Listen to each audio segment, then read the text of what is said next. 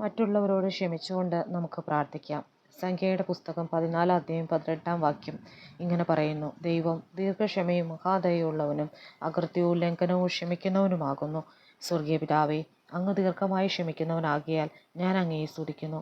അങ്ങ് ഞങ്ങളുടെ പാപങ്ങളെ സമുദ്രത്തിൻ്റെ ആഴങ്ങളിൽ ഇട്ടുകളയുകയും അവയെ എന്നേക്കുമായി മറയ്ക്കുകയും ചെയ്യുന്നവനാകിയാൽ ഞാൻ അങ്ങയെ ആരാധിക്കുന്നു.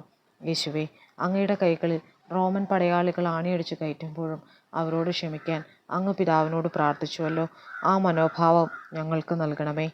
ഞങ്ങളുടെ ജീവിതത്തിൽ പലപ്പോഴും ക്ഷമിക്കാൻ കഴിയാതെ പ്രയാസപ്പെടുന്നുണ്ട്. ക്ഷമിക്കുവാനുള്ള കൃപ അങ്ങ് ഞങ്ങൾക്ക് നൽകണമേ.